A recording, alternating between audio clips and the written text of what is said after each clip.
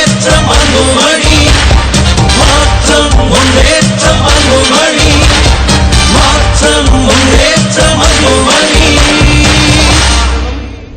அரசாங்கம் தான் காரணம்.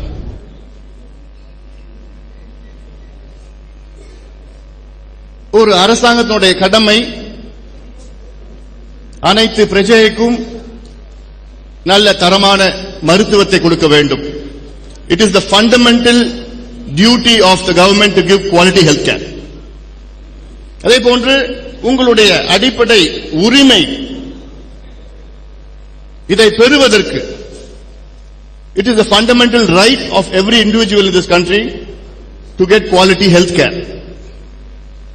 ஆக இது ஒரு அடிப்படை உரிமை, அடிப்படை கடமை. ஆனால் அரசாங்கம் இதை கடமையாக ஏற்பது கிடையாது. இன்று தமிழ்நாட்டில் மட்டுமல்ல, இந்திய அளவிலே சுகாதாரத்திற்கு ஒதுக்கீடு மிக மிக குறைவான ஒதுக்கீடு இருக்கிறது. இதற்காகத்தான் தனிநபர்கள் அவருடைய சொந்த பணத்தை சுகாதாரத்திற்கு செலவு செய்கின்றார்கள். அந்த அடிப்படையிலே தான் அவர்கள் கடனாளியாக இருக்கின்றார்கள். நகரத்திலே ஓரளவுக்கு வசதிகள் இருக்கிறது, ஆனால் கிராமத்திலே முற்றிலும் கிடையாது, இல்லை, படிப்படியாக வந்து கொண்டிருக்கிறது. ஆக திடீரென்று ஒரு நபருக்கு வயிற்று வலி வந்துவிட்டால் அதற்கு தேவை 25,000 30,000 ரூபாய் தேவை. அறுவை சிகிச்சை செய்ய வேண்டும். அரசாங்க மருத்துவமனையில் வசதிகள் கிடையாது. பிறகு தனியார் மருத்துவமனை. இப்படி தனியார் மருத்துவமனைக்கு சென்றால் அங்கே ஆய்வுகள், இன்வெஸ்டிகேஷன், அதற்கு ஒரு ஒதுக்கீடு, பிறகு அந்த ப்ரொசீஜர் அறுவை சிகிச்சை. இதற்கு திடீரென்று எங்கே செல்வார்கள்?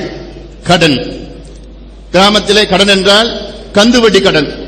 ஒரு வட்டி 2 வட்டி கிடையாது, 10 வட்டிகள். பிறகு அவரால் திருப்பி கொடுக்க முடியவில்லை. அவருடைய வாழ்வாதாரம்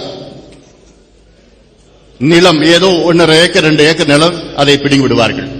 இதுதான் அடிப்படையான பிரச்சனை. இது அரசாங்கம் புரிந்து கொள்ள வேண்டும்.